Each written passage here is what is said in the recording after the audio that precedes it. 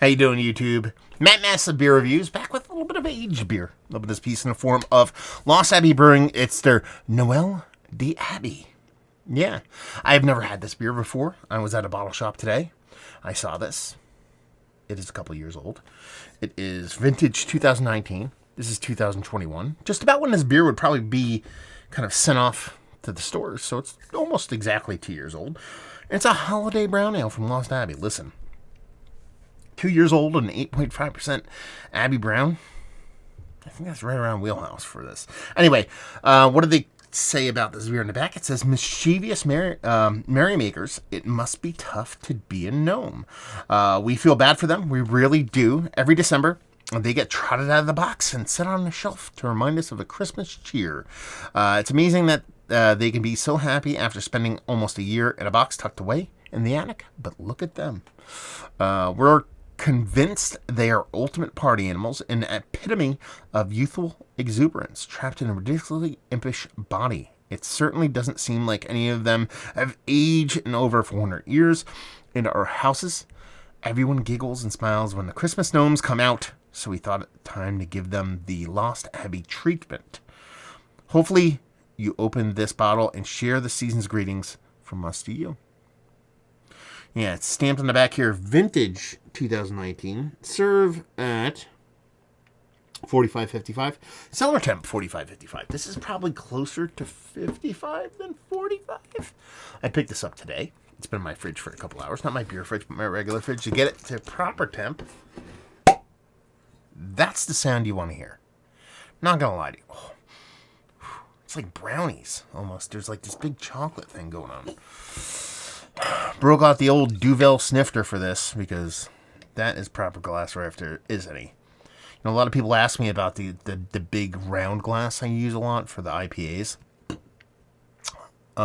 Label-wise, Lost Abbey, I dig it. And I love that glass. It's for those playing along at home. It's from Crate and Barrel. It's called the Lully Stemless Wine Glass. But if you, gun to my head, had to pick one glass for the rest of all time that I had to drink all beer out of, it would be this glass right here. An oversized tulip, the Duvel one, the best of the best. Anyways, almost 2 index fingers of a khaki-colored head, infinite creaminess with this rich brown, uber dark brown kind of body. You can see through it, but you can't because of how dark it is. But when you're pouring it, you can see that it's kind of got this rich kind of brownness to it, giving it a whirl. Head's getting gigantic. That's on this dude. Let's see if we can get a nose. I'm not getting that big brownie thing that I got from the original pop off the beer. I'm just getting a nice, rich, kind of malt-forward kind of brown ale. It doesn't come off as a Belgian beer.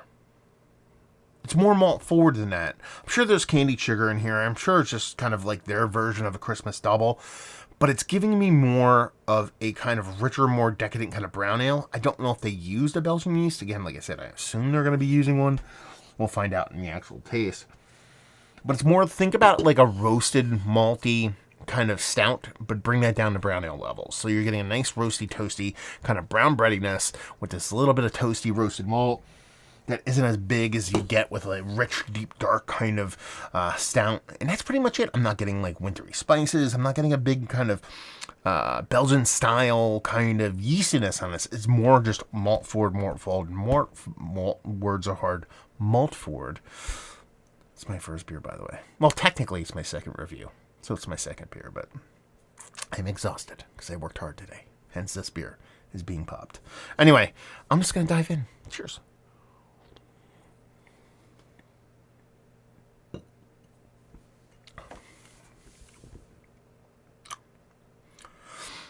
That's cool.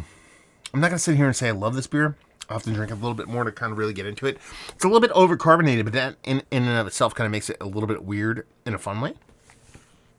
There's a spicy thing going on here, like a, not winter spice, but more like blackstrap molasses kind of spiciness going on. I'm sure it's a winter spice, but I'm kind of construing it as blackstrap molasses.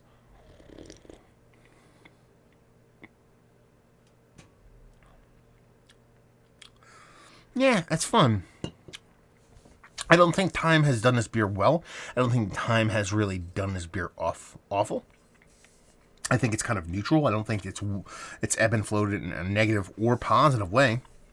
It's malt forward. I mean, they call it Gnoel de Abbey. I'm really, really searching for like a Belgian soul here on this beer because they call it an Abbey beer, but it could be just their Abbey version of a beer. I think this is actually just a very neutral. If it's a Belgian yeast, it's a Belgian yeast that's very neutral, and I don't think they put Belgian candy sugar in this. I think they just did like a. I might backtrack on that because there is that blackstrap molasses thing. There's a touch of sweetness that comes off that I don't think is malt driven. So scratch that. I'm not saying it is or isn't there, but it just comes off as like a neutral kind of slightly spiced kind of brown ale. Not in a negative way, not in a positive way, just kind of there. Definitely just a drinking beer. You know, I guess that's what you want from these kind of holiday beers, albeit 8.5%.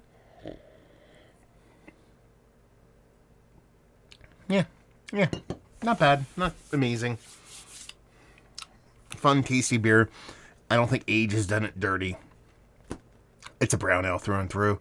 A little bit of Belgian-y vibes. I see a mosquito right now. I want to kill it. Oh, I want to kill it dead. Bloodsuckers. Anyway, I don't know how I get in my room. Massive mosquito reviews. Anyway, yeah, it's fine. It's tasty. I'm going to drink the whole thing. I'm not going to throw this out. But it's going to be something I'm going to sip, watch a little bit of football. Done and done. There you go. Is this one of the better brown ales I've had as of late? Belgian ales. Belgian darks. Let's go Belgian dark. I don't know if I want to go Belgian dark. Is it one of the better beers I've had? It's fine. It's not going to be out of a conversation. Not going to be towards the top. Just floating in the middle. Value and availability in this. I think I paid like $9. Yeah. No, $7.50, $9. What are you going to complain about that and leave you with? If you like what we like this. If you like brown ales and you want a little bit of chutzpah on your brown ale, because brown ales, they're not boring, but they can be. You want a little bit of just pizzazz in your brown ales, this will do it. So there you go.